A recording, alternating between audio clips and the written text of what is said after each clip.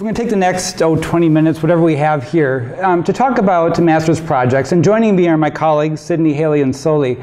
And the plan is I'm going to spend a little bit of time just giving a brief overview of what the master's project is, what it entails, the process that's involved in that, different types of master's projects. But I think the most useful thing for you will be actually to hear from people who are doing it. So I'm going to turn it over to, again, my three colleagues here, have them share a little bit about what they're doing right now, their experience, and then we'll open it up for questions. So, you've had a good morning? Yes. Good. Well, excited you're here. And I'll be seeing you, I guess, this afternoon, some of you this afternoon, and then around tomorrow. So even if you're not energy environment, if you have questions, if I can help with anything, I'll be around tomorrow, grab me. So with that, so what's the master's project? Well, the master's project is the capstone experience of the MEM program. It's required of all MEM and MF students. In terms of work, if you want to think of it that way, it's equivalent of a couple of classes. But more importantly, what it is, it's a chance for you to work on an extended project that may be of your choosing. It may be something that somebody else has created. We'll get to that in a moment. But it's a chance for you to apply what you've been learning, maybe to move into a new area if there are new analytical skills you want to master, new domain knowledge you want to pick up. It's a chance to synthesize everything you've been doing, and again, maybe extend that a little bit as well. It's, again, sort of the capstone project of your experience here, something that you could take into an interview. You're already thinking about interviews? Yeah, but take it into an interview and say, here's an example of what I can do. It's meant to be a real-world project, not a hypothetical or make-work project. A lot of times people ask, is the master's project, the MP, a thesis? Well, no, it's not meant to be. They'll talk about what they are, and you'll see there are a lot of different types of MPs, a lot of flavors. Occasionally, students will do a research project that looks like an MP, or that looks like a thesis, and I've actually published with some of my MP students in the past, as have other faculty. So, this isn't an MS program, it's not a master's thesis. The intent of the MP is not to go out and push the boundaries of our collective knowledge another couple of millimeters out. You could do that, but it's really a chance to apply what you've been learning. Time frame with MPs. The first years in the MEM program now have settled on their topics. They're working on proposals. And they'll have that wrapped up by the end of, let's see, we're not in April yet, so the end of next month. When they come back in the fall, they'll be starting on their work, and then spend the next 7, 8, 9 months working.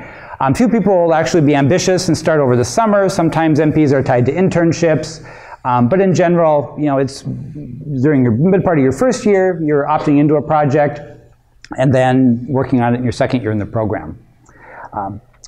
In terms of products, what do you produce? Everybody produces a written report. These are available online. They're publicly accessible. I have the web link later on here, but at DukeSpace, which is Duke Library's public repository. So all the MPs are available there.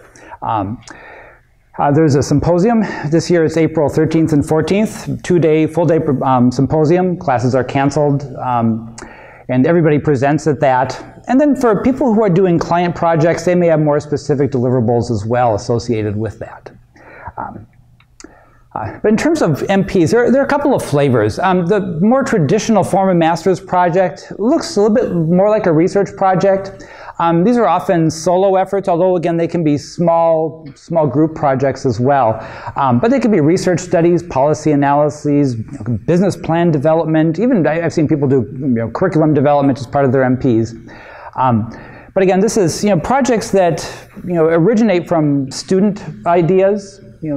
Something you picked up in a class, or maybe read about, or came out of a conversation you had with someone, and an idea you'd like to pursue. You develop it into your own proposal, work with the faculty one-on-one, or maybe in a small group, and go on from there.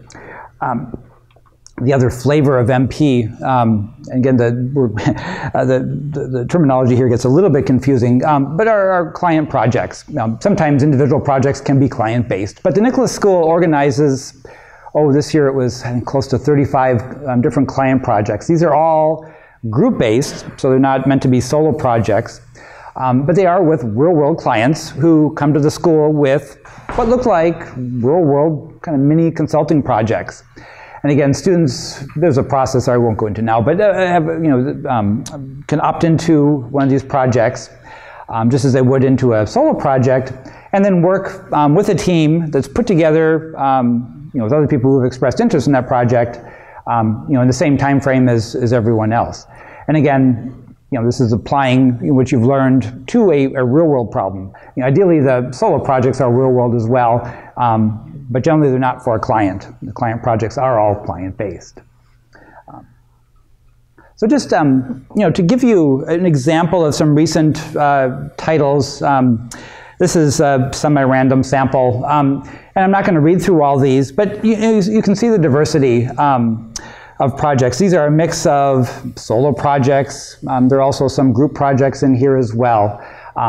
They range for everything here from developing a business plan in a developing country for ethanol production to a large group project that I actually led with McDonald's Corporation. They asked a team of students here to help them explore what a net zero quick service restaurant would look like and whether it was even feasible. So we worked with the corporation and all their suppliers. This was under a non-disclosure agreement. Just seeing how far we could get doing net zero energy design for the corporation. And they ended up flying us all up to Oak Brook to brief their C-suite. You see ecosystem related projects in here. Economic, more environmental science type, projects. It's a real diversity. If you were to attend our symposium in a couple weeks, you'd see this. Just the type of work that comes out of the MEM program is very diverse. As diverse as the students and as the different concentrations as well. And then I guess I have one more slide of titles here as well. But again, mix of natural science, social science topics that really span the concentrations. So again, the MP is a chance for you to explore interests, to gain greater expertise in a particular area, whether it's just an area of interest or something that you'd like to develop as part of your career plan. It's a chance to apply what you've been learning, but also have something that you can take then to a prospective employer in an interview and say, hey, here's what I can do.